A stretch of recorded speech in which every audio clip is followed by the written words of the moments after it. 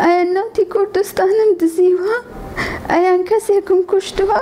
کچە کوردێکی ڕۆژهەڵاتی کوردستان لە ئەستەمبوڵەوە ناخۆشی و مەینەتیەکانی لە ڕێی NRTەوە بۆ ڕای گشتی بڵاو دەکاتەوە.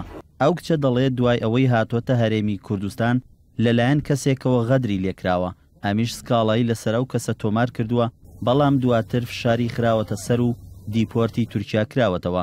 وەک خۆی دەڵێت 2 ساڵە لەوێ لە کولە مەرگیدا ژیان بەسەر دەبات. کچە کوردێکی بەش بە سەر بە ڕۆژهەڵاتم ماوەی 2 ساڵە تقریبان لێرەم خۆمم تەسلیمی عمومی متحیدەی ئەنکەرا کردووە. هاتم بۆ هەرێمی کوردستان کە ماڵی هەموو کوردێکە، بەڵام بەداخەوە بەهۆی غەدرێکی کەسێکی حاشا نەفس نەزمەوە دوایی من هاتمە دیپۆرتکردن. وەکووە حەزەکەم وەکو بەڵگەیش بیسەلمێنم ئەو مۆری دیپۆرتەکەیە.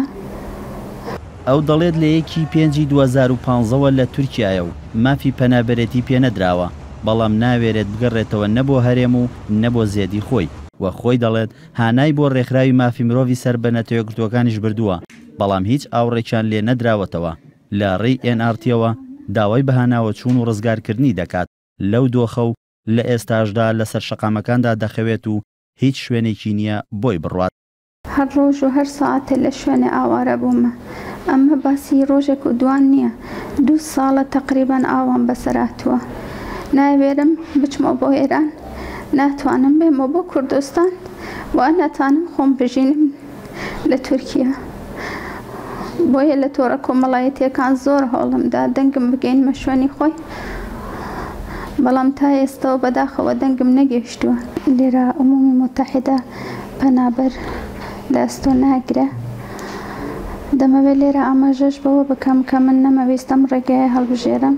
ئەو کچە باز لەوەش دەکات کە هەڕەشەی کوشتنی لەسەرە و زانیاری هەڵە لەسەر ژیانی دراوەتە دەسەڵاتدارانی ئێران و هەر ئەوەش هۆکاری نەگەڕانەوەی بۆ ڕۆژهەڵاتی کوردستان. سیدیک لە دژایەتی من دا بەدەست وڵاتەکەم زۆر ترسام لەو سیدیە، نازانم چی بوو، بەس ئێستاش دەترسم بگەڕێمەوە. ئەو کچەوە خۆی دەڵێت تەندروستی زۆر خراپە و لە ڕێی فەیسبووکەوە داوا لە سەرجەم ڕێکخراوەکان و مرۆڤ دۆستان دەکات بەهانایەوە بچن و بیگەڕێنەوە بۆ لای خانەوە دەکەی. ئەگەر لێرە بمرم خۆوەک و پەنابەرە تەرمەکەشم ناگەڕێتەوە بۆ دایکم.